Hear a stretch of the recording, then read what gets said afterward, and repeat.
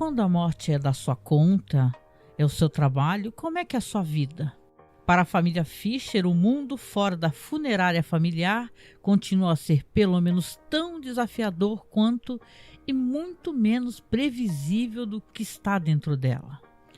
Do roteirista vencedor do Oscar, Alan Ball, vamos falar sobre essa série, que apresenta uma visão às vezes sombria, às vezes cômica, dos membros de uma família disfuncional de Los Angeles que administra uma empresa funerária.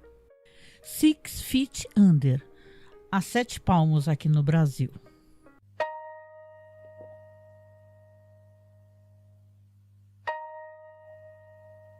Olá, eu sou Angélica Hellish. Eu quero apresentar para vocês aqui o nosso novo projeto. É um projeto solo, onde eu vou comentar todos os episódios da série 6 Feet Under. Então, tem muita probabilidade desse vídeo aqui não ser monetizado por ter cenas da série. Então, você já dá o seu like, já curte e segue o canal, tudo bem?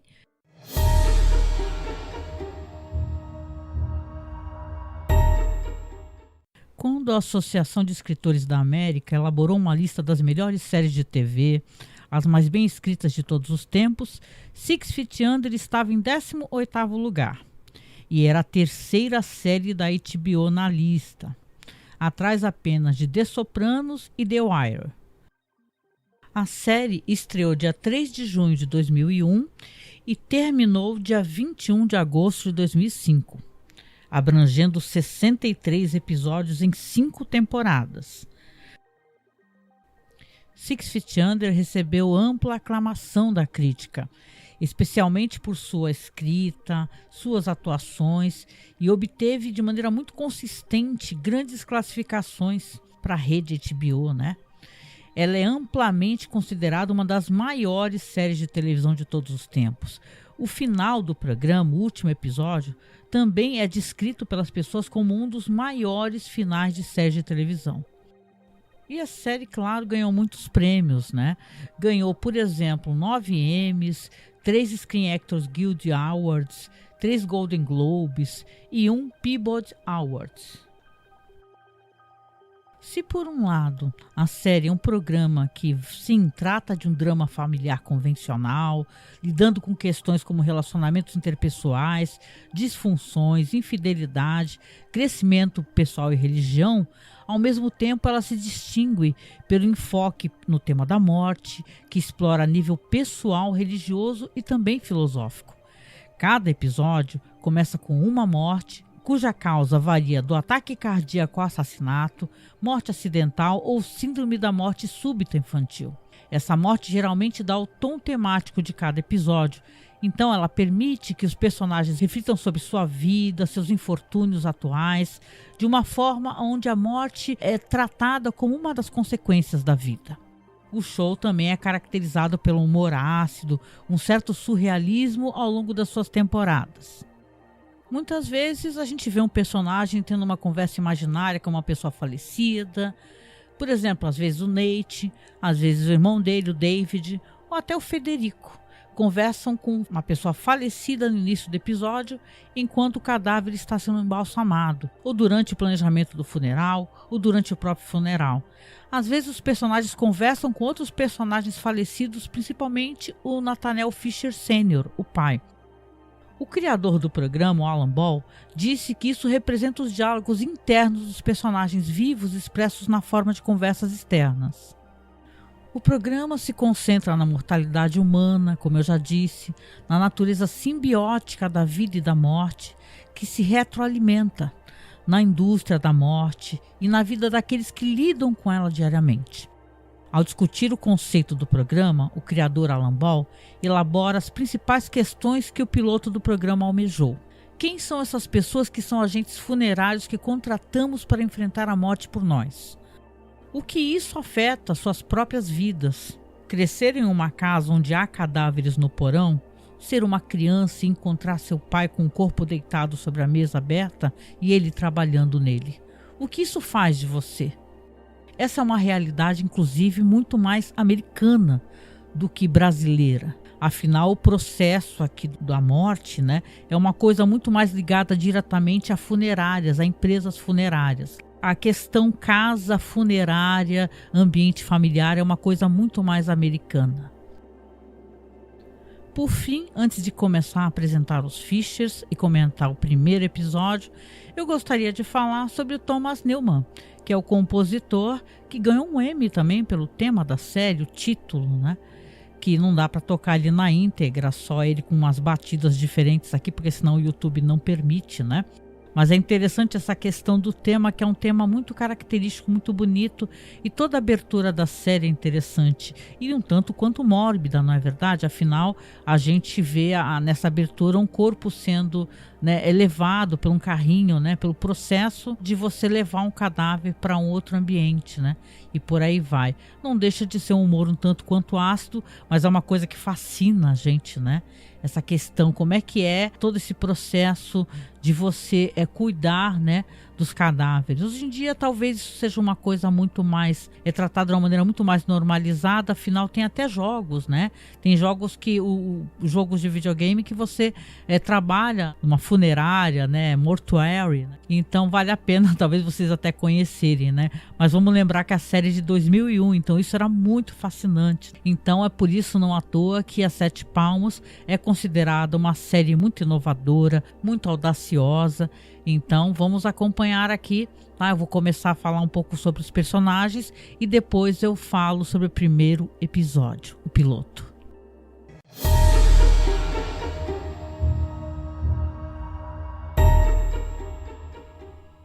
Eu vou comentar por ordem de hierarquia e os personagens mais recorrentes, lembrando que todos têm espaço na série, né? Tem os seus próprios arcos, menos o Nathaniel Fisher Sr., o pai, porque ele é um dos personagens que ele se dilui em toda a série, então eu vou comentar mais sobre os outros do que sobre ele, apesar de ele ser o responsável, vamos colocar assim, por toda reunião familiar e por todos os incidentes do primeiro episódio, tudo bem? Mas eu vou começar pela Ruth Fisher, que é interpretada com muita elegância, de uma maneira sensacional pela atriz Frances Conroy. Essa atriz obviamente ganhou prêmio por esse personagem incrível, e a história da personagem dela, que é a Ruth, aqui diz que ela se casou com Nathaniel Fisher em 1965, depois dela engravidar do seu primeiro filho, o Nate. O Nate, ele nasceu enquanto Nathaniel, o pai, servia no Vietnã.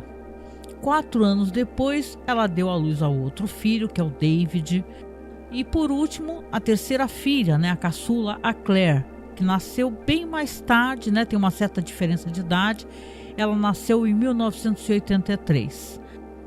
Sobre a Ruth, vocês vão perceber que ela tem essa coisa do papel extremamente maternal. Ao mesmo tempo que na série eu acho muito interessante o quanto ela se desvela pra gente, sendo uma pessoa com muitos sentimentos e angústias. Até nos surpreende, porque sim, você vai saber, por exemplo, no primeiro episódio, que a Ruth tinha um caso, né? E, aparentemente ela está colocada somente naquele papel de mãe, dona de casa. Ela é uma mulher que tem muitas camadas. E todas essas camadas vão ser reveladas pra gente durante as temporadas. A Ruth, ela assume que ela tem muito ressentimento em relação à irmã mais nova, a Sarah, que ela é uma artista. E a Sarah é um espírito livre, ela tem uma vida totalmente diferente da Ruth. Depois elas vão ser reunidas novamente em várias ocasiões.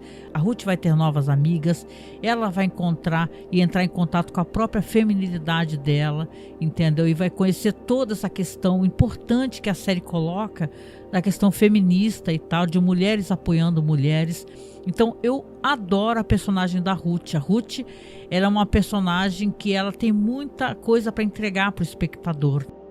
Interessante da Ruth também é que ela é uma mulher que ela se encontra em conflito com as mulheres da vida do Nate, o filho mais velho, por questões mesmo geracionais, né? Questões de diferença de pensar, né? Modos de pensar. Então vai ser interessante esses desdobramentos. O que é muito característico na personalidade da Ruth é que ela tem uma certa tendência a ela manter as suas emoções reprimidas, né? Mesmo ela tendo explosões, né, que ela explode, fala as verdades, joga as verdades na cara das pessoas, ela parece assumir um papel um tanto quanto subserviente.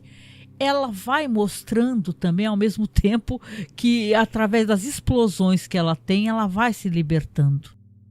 Sobre ela enquanto pessoa, na história da vida da Ruth, disse que ela foi obrigada a cuidar da avó dela, que era uma pessoa com problemas motores, né?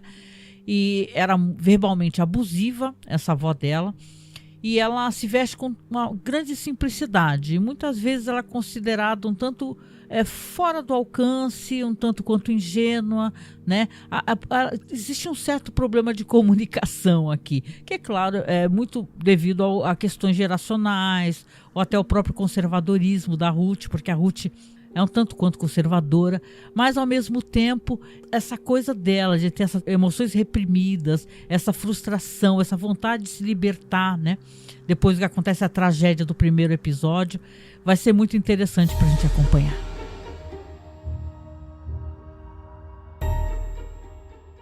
Vamos comentar agora um pouco sobre talvez um dos personagens mais importantes da série, que é o Nate Fisher.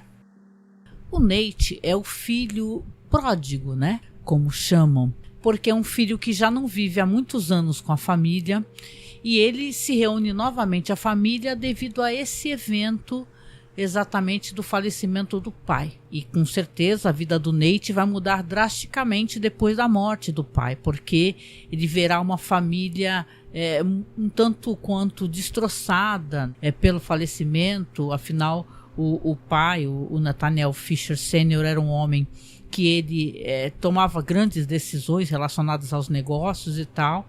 Então ele vê a mãe e os irmãos com uma fragilidade da qual ele se sente um tanto quanto constrangido de ir embora. O Nate, quando ele entra na série, ele já tem 35 anos. É um homem que abandonou a faculdade, ele não teve um relacionamento romântico que durasse mais do que 2 meses, de acordo com ele mesmo, né? E ele fala também que o auge da carreira dele foi ser gerente assistente de produtos orgânicos numa cooperativa de alimentos de maior volume de Seattle. O Nate, óbvio, vai herdar metade da casa funerária Fisher & Sons, e o primeiro impulso dele, claro, é vender o negócio, né? Porque ele realmente não tem intenção de, nunca teve nenhum jeito para lidar com essa questão da morte, né? Na série ele é retratado pelo Peter Krause de uma maneira excelente. Eu acho que é uma escolha muito boa. É o filho primogênito e é o filho que ele nasceu quando o Nathaniel Fisher pai estava na guerra, né? Então aqui vai ser interessante, afinal, muito do que a série quer mostrar, principalmente nesse primeiro episódio, nós vamos ter a perspectiva do Nate, o olhar do Nate, né? Afinal, para ele rever a família nesse momento é uma coisa quase chocante, ao mesmo tempo que para ele vai se desvelar com muito mais profundidade as pessoas que ele estava tão desconectado, não é verdade? E a gente vai ver também, eu vou comentar depois um pouquinho mais sobre ela, a Brenda Chenovich, né, que é uma pessoa que ele vai encontrar no avião indo para casa, porque essa ocasião onde acontece o falecimento do pai é no Natal. Então ele acaba encontrando uma mulher no avião e acaba tendo um sexo casual. E a Brenda vai ter muita importância na história, a Brenda Chenovich. O Nate, como muitos personagens da série, é alguém em busca de uma motivação para sua vida, da vida ideal, de tentar compreender melhor o mundo. Ele é um personagem muito humano, muito falho e muito interessante de acompanhar.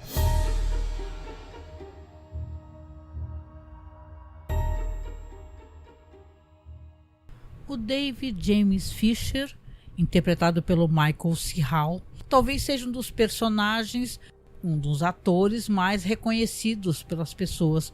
Afinal, ele também fez uma outra série de sucesso chamada Dexter, né? Aqui, como David, o filho do meio da família Fisher, ele é um homem que foi meio que levado à profissão que ele pratica, né? Como o irmão mais velho, o Nate, foi embora, o David acabou abraçando a profissão do pai. David é um homem que já foi noivo de uma mulher chamada Jennifer Mason, acabou rompendo o noivado porque ele não tinha lá muita certeza na época da sua sexualidade. Na época que a série se passa, David já tem. David é um homem gay, Só que ele é um gay no armário. Ninguém sabe, exceto o seu namorado, o Keith Charles, que é um policial, que ele conheceu em um evento social da igreja. O David é um personagem também muito reprimido, né? Como também é reprimida a Ruth. Ele é muito conservador e ele acaba, de certa maneira, afastando um pouco esse namorado dele, assim, de uma relação um pouco mais séria. Claro que as coisas vão evoluir mais pra frente, mas ele tem muito medo de assumir compromisso e também de sair do armário perante a família, né? Não é uma coisa fácil. Então aqui o David, ele também, pela entrevista que eu estava assistindo do diretor, ele representa muito os sentimentos que o diretor Alan Ball é um homem que é gay também, né? Sobre essa questão de sexualidade. Apesar do diretor, eu vou tocar para vocês aqui uma entrevista, um depoimento que ele dá, onde ele fala que várias questões de vários personagens compõem as coisas que ele sentia. Isso é muito interessante. Ele é um pouco Claire, ele é um pouco David, ele é um pouco Nate. Então vou tocar para vocês aqui. Well, I'm gay. So obviously the story of a guy who is, the most important person that you come out to is yourself.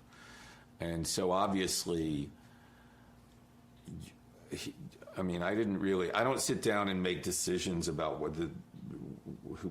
who this person is and what was going. It's a much more organic process. But I guess on subconscious level, I felt like that's a good story to tell, because being a gay man and watching the depictions of gay characters on TV, they, when I was very young, they were criminals and psychopaths. Then they became victims, with the AIDS epidemic, and they were tragic, suffering victims. And then they became wisecracking guys, but they never had sex. I mean, I remember there was a soap opera I watched, As the World Turns, and they had this gay character, and then during the summer, they would all go to the yacht club, and all the guys would take off their shirts. It was a soap opera, but he wouldn't. He would leave his shirt on. I think it was like, well, we can't really say that he's a sexual being. He's like, it was very sort of condescending and token, here's the token gay. And being on HBO, I thought, well, that's an interesting story. I mean, to see how that internalized homophobia that you cannot escape if you grow up in the world, how it's going to play itself out in, dangerous behavior and risk-taking, and what are the hurdles this guy has to get over before he can just be comfortable being himself and being in a relationship with another man. That being said, I identified with all three of those kids. I mean, Claire, I was the youngest kid. I was the one who had artistic aspirations. I was the one who looked around at the members of my family and went, who are these freaks? How did I end up here? And then like Nate, I'm a Peter Pan. It took me a long time to sort of grow up. So I think one of the great things about HBO is that you don't have to shy away from the sexuality. I'm not necessarily interested in sex just for the sake of sex, but certainly a character's sexuality is going to shed a lot of light on who they are and what they are, and in a show about death, I mean, death and sex are almost like two different sides. Sex is creation, life, and death is the end. So, of course, it's going to need to be in there. Após a morte do seu pai e o retorno de Nate, o David, claro, acaba guardando ressentimento em relação ao irmão. Por quê? Porque o irmão foi embora, ele foi viver a vida dele, né? Ele é aquele filho que se sente o filho que acabou tendo que assumir, né, os compromissos. Isso é muito a história do que a gente recorda, né, que é a história bíblica, que é do filho pródigo, não é? Não tem aquela questão bíblica, inclusive, que fala assim, ai, meu pai, por que você ama tanto esse meu irmão que voltou, né, e tal, né? Uma história que eu sempre achei tão injusta, né, porque o pai meio que responde assim, ai, porque ele tá longe, você tava aqui. Então, assim, é interessante a questão da série ter esse personagem que ele é tão rico. Eu O David é um personagem muito interessante, ele vai trazer muitas questões assim para a série, coisas que na época é muito legal serem discutidas, serem colocadas assim em uma TV a cabo de tanto prestígio quanto a HBO, né? Questões da sexualidade, essa coisa de ter, né, quebrar essa heteronormatividade dos casais, né? E o casal que ele é com Kate é um casal lindo, né? Então, você fica torcendo, né, pro David conseguir se soltar muito mais.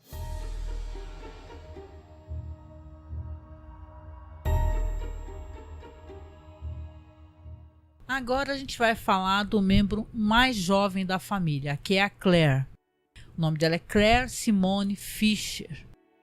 Ela tem uma diferença de idade considerável, né, do irmão mais velho até do irmão do meio, né? A Claire é o personagem assim mais rebelde. Ela é considerada, até porque ela sofre bullying na escola, porque acham que ela é uma esquisitona, porque a família dela tem uma funerária e várias questões aqui. A Claire, ela é interpretada de uma maneira absolutamente maravilhosa pela Lauren Ambrose. Ela traz uma verdade muito forte, a gente consegue se reconhecer, pelo menos sentimentos, né? Se você tem a minha idade, né, e você recorda como era ser jovem e tal, essa questão dessa crise existencial, dessa frustração de você não saber exatamente o que você quer fazer da vida, o que te inspira, né? Qual é a profissão que você quer. Então a Claire é uma personagem que, como todos aqui, ela tem várias camadas, então acompanhar assim o olhar dela de tristeza, né, e de perplexidade com a perda do pai, a frustração, né, com a chegada desse irmão mais velho que ela não tem contato e mesmo assim quer dar sermão nela, né, e o outro irmão que é o irmão todo certinho, o queridinho da mamãe, que é o David. Então é interessante, a Claire vai trazer muito frescor, né, essa juventude, essas questões que são exploradas também pela juventude, mas questões também emocionais, já que ela acaba tendo várias relações que são às vezes problemáticas ou tóxicas. Então é uma personagem muito legal, a Claire, e ela, com toda certeza, ela é muito encantadora, né? É a personagem artista da série, e logo no primeiro episódio vocês vão ver que ela já vai ter um certo contato com o que mais para frente ela demonstra ter, o tipo de arte que ela exerce. Vou falar um pouquinho mais adiante. Queria comentar, né? Claro que tem mais personagens e a gente também vai trazer aqui as coisas sobre os outros personagens, mas temos aqui a Brenda Chianovich, que é interpretada pela Rachel Griffiths. Essa atriz, ela é excelente. Eu acho o personagem dela um tanto quanto antipático na série, mas isso é proposital. E ela vai ser o rolo amoroso do Nate, assim, na maior parte das temporadas. Ela é uma personagem com muitas questões. Os pais dela são psiquiatras, são pessoas ricas e tem várias problemáticas relacionadas a isso, e depois problemáticas relacionadas a ela mesma e tal, para tentar se encontrar, porque eu acho que a série, ela tem essa questão dos personagens estarem tentando se encontrar, né? Qual é o seu lugar no mundo? Então a Brenda Chianovich, ela vai ser adentrada na série com essa transa meio do nada com o Nate, mas ela tem muita riqueza. Inclusive depois, mais para frente, vai aparecer o irmão dela. Ela tem um irmão chamado Billy, que ele vai trazer para a série essa questão de bipolaridade, que é um fotógrafo e tal, de muito sucesso, mas é uma personagem muito problemática, assim, e é bem curioso, assim, toda essa questão da Brenda e a família da Brenda, né? Porque já tem todo um arco ali também que é colocado. Quero comentar também aqui sobre o Kate Charles, né, que é o Kate Duane Charles. Ele é interpretado pelo Matthew St. Patrick. Ele é um interesse amoroso do David, né, como eu comentei. E é um personagem que diz que é aqui que frequentou a Academia Militar de West Point. Ele é formado em criminologia. Diferente do David, ele é um policial, ele é assumidamente gay. Ele tolera que o David esconda a sua sexualidade, até que né, vai acontecer um incidente que vai acabar colocando a questão mais profundamente, né? Então eu gosto muito do personagem, eu acho que ele tem muitas coisas a acrescentar. É um outro personagem que também se desvenda um arco muito interessante relacionado à própria família dele. Claro que é muito interessante para o espectador toda essa questão e toda essa relação, né, de idas e vindas dele e do David. Personagem muito importante aqui também, que é um dos agregados à família Fischer, é o Federico Dias. O Héctor Federico, entre aspas, Rico Dias, que eles chamam ele de Rico. Ele é interpretado pelo Fred Rodrigues. Ele trabalha na funerária, ele é alguém que o Nathanael, o pai, ele meio que, vamos colocar assim, ele ensinou a profissão, né? Dá até a impressão assim que é como se fosse aquele filho que foi embora, não quis saber da profissão. O Nathanael chama o Rico, né, para trabalhar, e ele se transforma em um artista restaurador muito habilidoso na série. Inclusive ele é tão habilidoso que obviamente tem muitas questões assim na série, questões trabalhistas, porque ele tem total noção da capacidade dele, do prestígio que ele traz para a funerária dos Fischer. Então ele, juntamente com a sua esposa, né, ele também vai trazer questões de cobrar, né? Por que ele não tem o reconhecimento necessário ou parte do negócio, não é? São questões muito legais. Eu gosto muito também desse arco do Federico Dias, porque traz questões dentro daquela questão mais latina, né? Que sai fora daquele parâmetro assim americanoide, né, e tal. E apesar dele e a esposa Vanessa, que ela é uma enfermeira, e serem pessoas que obviamente já são de outras gerações de moradores ali dentro dos Estados Unidos, são pessoas que têm questões pessoais interessantes.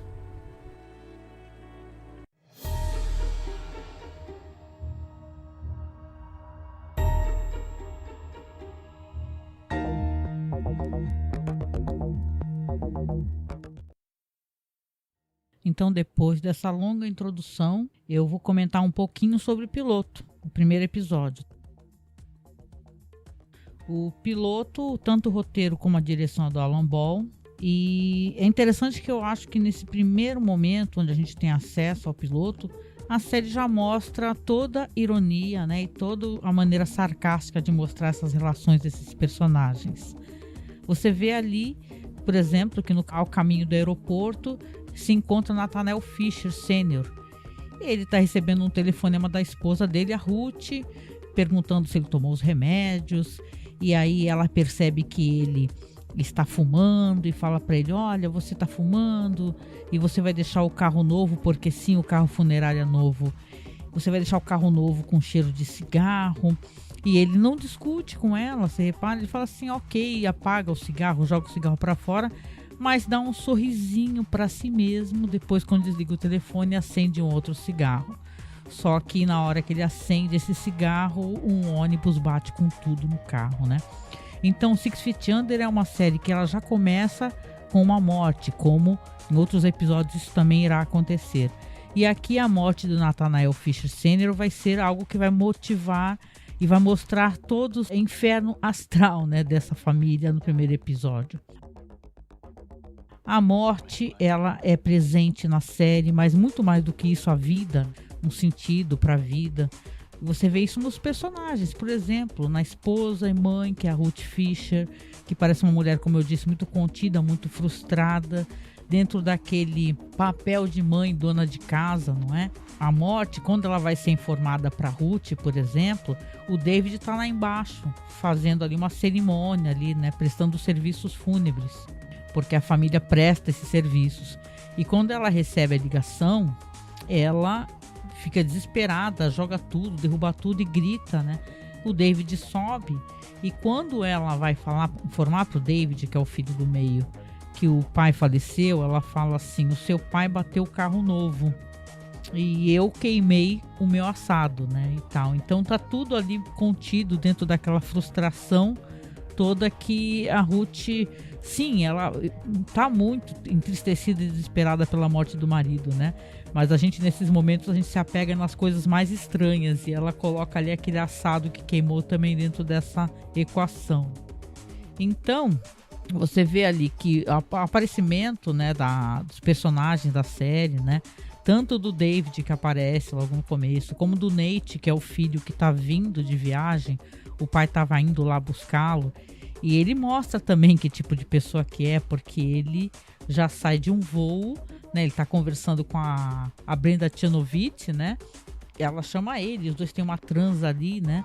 E ela acaba também se envolvendo dentro dos problemas dele, porque simplesmente ele recebe a ligação, né? Que o pai faleceu e ela acaba tendo que levar ele para o hospital e tal.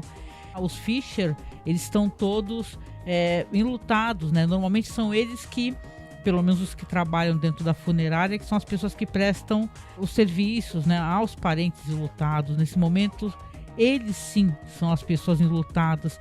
E como é que eles vão lidar com o luto, né? A irmã mais jovem, a Claire, ela justamente nesse dia, ela tá com o Gabe, um amigo ali, ela vai numa boca ali com ele, e ele acaba experimentando metanfetamina. E ela, no momento em que ela recebe a informação que o pai faleceu, ela tá totalmente drogada. Então ela fica desesperada, porque ela não sabe como agir no momento que ela tinha que estar muito sóbria, né? Para poder prestar ajuda para a mãe, para poder ter a cabeça no lugar no meio numa situação dessa, né? Esse primeiro episódio também, ele vai trazer coisas que você já vai perceber. Você vai perceber, por exemplo, que o David, ele é um personagem que ele tá muito enfurecido, só que ele pega e introjeta toda aquela raiva, né? Tem momento que ele se imagina gritando na cara das pessoas nos serviços funerários ali que ele ainda tá, né? Afinal, ele foi lá falar com a mãe e desceu novamente para poder continuar prestando ali assistência na funerária. Então ele se vê gritando, se vê berrando, né? Tem esse negócio do David também não poder contar. É óbvio, ele é um gay no armário, ele não conta para a família que o namorado dele tá indo lá, que é um policial, que é o Keith, né?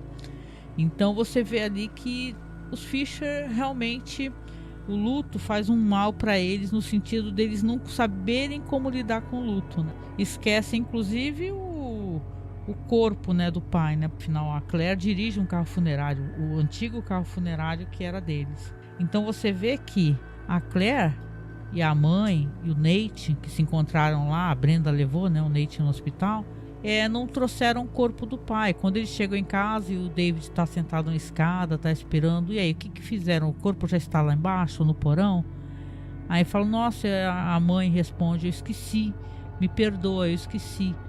Então, infelizmente, né, nesse momento do luto, eles também não sabem muito o que fazer, né, com essa questão da morte do patriarca. Caramba, é interessante colocar a série também, né, pela perspectiva da época onde ela saiu, né, a série de 2001. O que aconteceu em 2001? Ataque às Torres Gêmeas, não é? Então, é quase que surpreendente uma série que ela trata a questão da morte, ela não ter sido cancelada e tal, porque isso trouxe um grande constrangimento, até um tabu, né?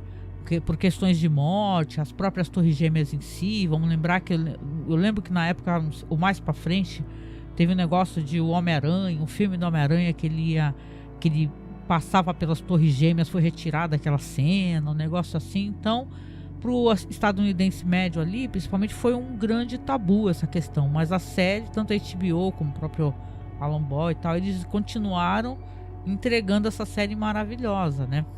Que não envelheceu, eu creio que ela não envelheceu mal, então, depois de todos esses anos, né? Qual que é a série? Eu pergunto para você que está assistindo, qual que é a série que depois de 20 anos ela não tenha questões, né? Onde na hora da revisão você fala, nossa, isso é um problema, isso aqui também é um problema. Eu acho que, claro, não estou querendo dizer que Six Feet Under não tem algo que uma coisa ou outra não tenha tons que hoje em dia dê para abrir uma discussão, né? Mas é muito interessante a série ter questões que ela foi avançada para a época dela, né? Tanto questões de trazer a morte, né? Porque até que essas questões mesmo que aparece, entre aspas, um fantasma, né, da pessoa para conversar com as pessoas que estão vivas. Hoje em dia a gente tem Cold Case, né? Uns anos à frente saiu Cold Case que faz muito isso, né, no final, né? Para quem conhece a série, é uma série de investigação policial, e no final aparecem as pessoas que morreram, ela olhando para a cara da detetive e tal. Então tem uma certa interação ali espiritual, vamos colocar assim. E aqui também essa série traz essas questões assim que eu acho interessantes.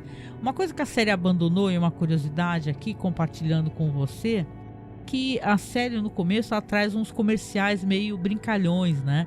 Logo de cara no começo já mostra como se fossem, sabe, produtos que são utilizados nessas casas funerárias, produtos para embalsamar, produtos para restaurar, etc. A série ela traz no primeiro episódio pelo menos 3 pseudo comerciais, né, de produtos funerários, assim. Então isso daí foi abandonado mais para frente. Eu penso que na verdade foi uma boa ideia, né, ter abandonado essa espécie de coisa, porque assim, não é que não fosse legal, mas eu acho um tanto quanto bobo, né? Sou um pouco bobo. Parece que a série é tão rica, mesmo ela tendo momentos de constrangimento e tal, onde algumas coisas podem até ficar engraçadas, ou situações engraçadas, que meio que não cabe, né? Meio que corta o ritmo da série. Então é interessante a série ter retirado esses falsos comerciais, né? Coisa que a gente vai ter também aqui, claro, eu tô falando da questão dos enlutados, né? E o luto e a maneira como eles lidam com o luto e a contenção, né? Tanto esse negócio, tem um momento que a personagem da Frances Conroy, a Ruth, fala assim: como é que ficou o rosto dele quando o Nate pergunta, que o Nate foi lá fazer a confirmação que era o pai dele. Ficou muito destruído, porque o David não é muito bom para mexer com isso, teria que ser o rico, né? Isso aí pegaria mal pra gente que presta esse serviço, se o serviço não ficar perfeito. Então, você entende? É uma coisa que você repara que a preocupação também é com o negócio. E não é uma insensibilidade da parte dela, é uma coisa coerente. Que se ele não ficar bem apresentável, como é que eles podem prestar esse serviço de reconstrução, né? Então é interessante. O Nate está muito chocado com todas essas questões e também bravo, porque ele se meteu no meio desse turbilhão e parece que cada vez está mais difícil dele dar continuidade mais pra frente com a vida dele, porque para quem vê os flashbacks dele, esses serviços funerários não era uma coisa que ele queria para a vida dele, né? Uma coisa que talvez o pai dele sonhasse para ele, talvez o pai dele, o Nathaniel Senior, imaginasse que os filhos, né, todos estariam ali envolvidos com essas questões todas de trabalhar, esse trabalho em família, só que o Nate fugiu, né? E agora que ele voltou, ele não consegue, né? Não vai ser fácil para ele. Para quem já assistiu sabe como é que vai ser, né? Ele sair dessa realidade. Ele vai ser meio que cada vez se engendrar no meio de uma realidade que nem sempre ele concorda. Uma coisa que ele também quebra é essa coisa de... Ele fica muito bravo com isso, porque... E o David e o Nate vão bater de frente também. A Ruth, a mãe, ela chega e fala, desabafa. Quando eles estão no funeral, ela desabafa e fala assim: olha, eu tava tendo um caso, eu conheci um homem da igreja, que o homem era um cabeleireiro, ele elogiou meus cabelos, acabou que eu estou tendo um caso com ele. Ela grita e fala assim: eu sou uma... Então o Nate, o David tá chocadíssimo, né? E o Nate abraça a mãe e fala: deixa ela falar. Deixa ela falar. E é claro, e eu entendo, assim, eu acho que dá pra gente compreender essa frustração que o David sente. Afinal, ele é o filho que ficou, né? Ele é o filho que presta os serviços, que fazia o trabalho junto com o pai, né? Que estava envolvido no sustento da família, no que a família faz. E o Nate é o cara que foi viver a vida dele, que, né, como ele mesmo diz, que foi viver sem compromisso. Então ele foi ser um espírito livre, não é? Enquanto o David continua ali. Então ele olha para isso, e isso vai cada vez aumentando essa raiva, né, dele ver como o Nate, nossa, parece que o Nate é um grande salvador, né? Que ele é a pessoa mais coerente. E sim, eu concordo que o Nate tem razão de pegar e apoiar a mãe para que a mãe possa desabafar, né? Só que o David acaba sendo colocado bem ou mal nessa situação de eu sou o filho errado. Eu sou a pessoa que quer ter o controle, eu sou a pessoa que quer fazer com que ela não consiga botar para fora as raivas dela e os desesperos que ela tem, né? As angústias. Esse primeiro episódio, o piloto, dessa questão do Nate, entendeu? Da maneira como ele olha para as coisas, né? Ele vê as relações, ele tem um momento que ele bate de frente com a Claire, né, com a irmã, porque ele acha que ele pode dar algum sermão para ela, só que ela fala: você nunca esteve presente, você não vai dar sermão nenhum em mim. Porque ela fala para ele a verdade, ela fala: eu tô doidona, né? Quando ela tá no hospital, foram lá para confirmar, né, o falecimento, o corpo e tal, ela fala: eu estou doidona, eu não tenho condições de sequer lidar com essa situação. E tanto que a gente entende que passou um tempo, começou o funeral. Os funerais, pelo que eu entendi, ainda mais quando são nessas casas funerárias, são corpos embalsamados, os corpos ficam dias, né, na casa, porque é para isso que é feito o embalsamamento. O corpo possa ficar mais tempo lá, mais pessoas possam visitar. Não é uma coisa que é feita de uma vez só, né, como normalmente é aqui no nosso país. Lá você vê que realmente ficam dias, né? Porque aí tem família que vem de longe, por aí vai. Então ela continua, ela diz, né? Passaram-se, penso eu, mais de um dia, e ela continua ainda meio grogue, né? Dessa droga. Então ela tá com o Nate lá e as coisas estão só escalonando, porque obviamente a Ruth tá cada vez mais desesperada, mais nervosa, né? E até a aparição do Rico, para você ver como é que é. Você vê que o Rico, para ele lidar com a morte é uma coisa comum, como era comum pro próprio Nathaniel Sênior, né, que faleceu. Você vê que quando ele vê o Nate, ele fala WhatsApp, né? Ele brinca e ri, mostra as fotos dos filhos e tal. E tá conversando muito normalmente. O David, que tá bravo, enlutado, né? E talvez um pouco enciumado, eu penso assim, até dessa relação toda, dessa alegria das pessoas de verem o Nate, porque ele também já vai cada vez ficando mais bravo com o Nate. Ele tenta dar uma, né? Chegar pro Rico e falar: aqui não pode falar palavrão, o momento que o Rico fala um palavrão. Então você vê que até o próprio pai, ele não estranharia aquela maneira de lidar e tal, de mostrar a capacidade que ele tem de reconstrução. O Rico mostra: olha só essa mulher, o marido deu um tiro na cara dela, olha como ficou perfeito o meu trabalho. Aí depois ele até murcha e fala assim: o corpo foi cremado. O trabalho foi perdido, mas seria perdido o trabalho, afinal de contas, a pessoa vai ser enterrada, né? Não vai ficar exposta. Mas assim, é interessante. Esse primeiro episódio, você tem muito do que a série irá mostrar, né? Para quem acompanha e sabe, a Claire, por exemplo, ela vai ser artista da família e ela vai ter um momento que ela vai estar brincando com cola, né? Coisa que a gente fazia quando era criança, né? Ficar passando cola nos dedos e tirando e tal. Mais pra frente você vê que dentro do roteiro, dentro da história dela, tem uma questão com colagem. Então muito do que vai ser entregue mais pra frente é colocado aqui. A Brenda Tchenovich, essa relação que ela tem meio doentia com os pais, né? Tem um momento que ela liga de novo pro Nate, aí começa a conversar com o Nate, mas depois já começa a brigar com o Nate. Então também é uma coisa que vai acontecer mais pra frente, mas vai ser uma coisa normal. Essa relação tanto neurótica, né? Aquele casal neuras, né? E meio tóxica que ela tem com o Nate. A própria questão também do enterro, eu acho muito interessante, muito delicada, muito bonita, porque você vê que o Nate, ele vai até lembrar de uma recordação, e isso é bem emocionante. Ele comenta assim, que ele lembra que ele estava num barco, uma dessas ocasiões que ele estava viajando, né? E tá chegando numa praia um caixão, né? E ele vê umas mulheres de preto, umas mulheres que ele fala que são mulheres sicilianas, ou seja, ali a costa da Itália, né? E elas estão fazendo uma cena mesmo na praia de choro, tipo de desespero, né? Pela dor, pelo luto, né? Ele tá falando assim: por que nós aqui, nós somos assim, dessa maneira? A gente não consegue. O nosso luto, ele é um luto onde você não pode fazer vexame, falar alto, chorar, se jogar. E devido a isso, quando vai ter a cena do cemitério, né? Que é a cena do enterro, eles estão jogando ali, não sei se é sal ou se é cal. Eu lembro que aqui no Brasil antigamente se jogava cal, não sei se joga ainda. Aí ele tá assim, olhando e falando: pra que isso? Pra que a gente tá jogando isso aqui? Aí ele vai e pega um monte de terra, porque tem um monte de terra ali próximo, e joga no caixão. Aí a mãe que tá olhando para aquilo, ela vai e já estão terminando já as orações para poder finalizar o enterro. Ela pede para esperar. Aí ela pega também a terra e você vê que ela joga a terra no chão. Ela se ajoelha e começa a chorar. e tal, e dá vazão a todo aquele desespero, querer botar pra fora, né? Ela não quer naquele momento, ela foi influenciada pelo Nate também, ela poder botar pra fora todo o desespero, toda a frustração que ela tem pela perda do marido dela, né? Então, uma cena muito bonita, muito bonita. Depois as pessoas também vão fazendo a mesma coisa também, e ela vai se afastando depois com o filho. Claro, já vai começar a aparecer o que ele vai aparecer durante todas as temporadas, né?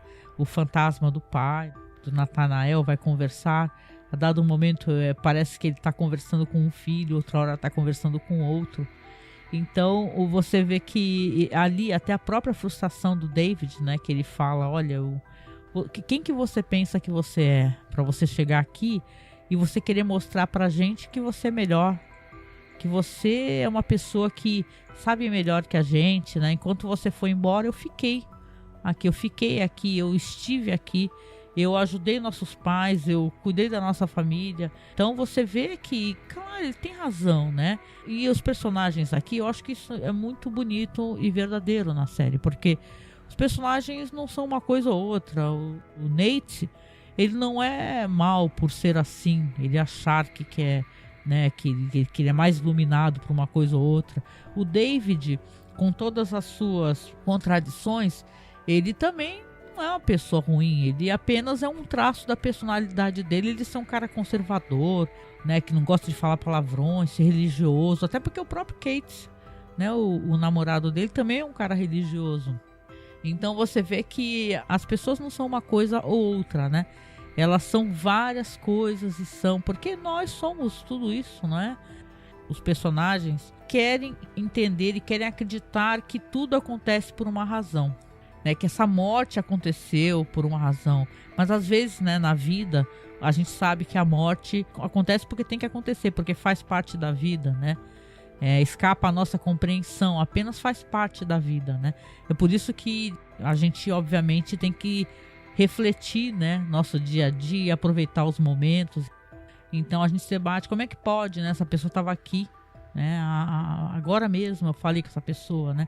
Refletir a morte após uma pandemia de Covid é uma coisa também que tá mexendo muito comigo, né? Fazer essa revisão. Apesar de eu me considerar uma pessoa muito grata, porque realmente não tive perdas em família, né? Muitas perdas houveram, né? E até hoje em dia muitos que tiveram responsabilidade por isso ainda não foram responsabilizados, né? Então você pensar a morte e não, a gente falar simplesmente assim, a morte faz parte da vida, tudo bem, você tem que... Não, a morte é uma coisa dolorosa, muito dolorosa, e a gente perder as pessoas que a gente ama é uma coisa muito dolorosa, mas você tentar compreender que apesar da brevidade da vida, a gente tem os momentos onde a gente pode dar um significado, né?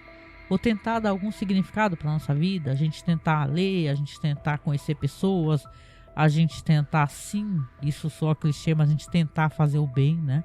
Sempre que for oportuno. Então a gente obviamente não quer julgar aqui ou falar assim, olha, aceite a morte como coisa comum. E sim você racionalizar a questão da morte é interessante, né? A série tem esse debate, né?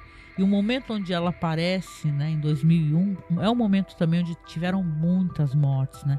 Então é legal a gente conhecer a história dessa família, né? E ainda mais com o Alan Ball, que fala sobre essas questões todas e tal, de que cada personagem, de certa maneira, principalmente os filhos, representa uma parte da personalidade dele. A Claire, que quer ser uma artista, ele também queria ser artista, né? O David, que é gay, mas está no armário, ele também esteve, né? O Nate, que queria ser uma pessoa que vivesse a liberdade da vida dele plena, né? Ele também tinha. Então, né? Todos nós temos esses sentimentos, né? De certa maneira, né? Então, quando a gente vê o Nate, que vai ser uma pessoa que vai ver o fantasma do pai, não é? O pai dá adeus pra ele, assim, de um ônibus, falando tipo assim, tchau, eu fui, né? A gente entende que aquilo pra narrativa é uma coisa que significa um adeus que o Nate está dando pro pai dele. Mas não é porque, eu tô vendo o fantasma do meu pai. Aquilo não vai ter repercussão, vamos colocar assim. Esse evento fantasioso dentro da narrativa da história. Mas você vê que aquilo significa que ele tá dando adeus, né? Ele tá entendendo que talvez esse próprio adeus seja um adeus também que ele tinha para um futuro que ele desejasse. que ele vai ter que lidar com outros caminhos, que não vai ser mais o caminho que ele tinha, talvez programado para si no futuro, para outras coisas, né? Aquela vida orgânica. Muitas pessoas vão se ver no Nate, né? Que ele é a pessoa que parece que ele traz a razão, não é? Ele chega a falar assim, poxa, por que você tá fazendo assim? Pô, fulano, por que você tá fazendo assim? Mas ao mesmo tempo, o Nate também é uma pessoa que, óbvio, né? Porque é um ser humano, ele tem uma coisa de ter um egoísmo, né? Onde ele acha que ele pode fazer o que ele quer. Ele não leva em consideração a repercussão das decisões dele. Então, esse primeiro episódio aqui traz personagens adoráveis, traz coisas interessantes, deixa com total gosto de quero mais, não é? Não tem essa expressão de gosto de quero mais. É um belo episódio aqui. Eu tava olhando aqui também, queria ler para você que tá assistindo aqui, que tá acompanhando. O obituário do Nathaniel Fisher é interessante. Tá escrito assim: Nathaniel Fisher nasceu em 9 de junho de 1943 em Los Angeles.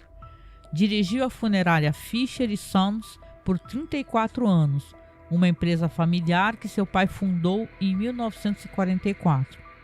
Nathaniel se formou na Faculdade de Ciências Mortuárias de São Francisco em 1964.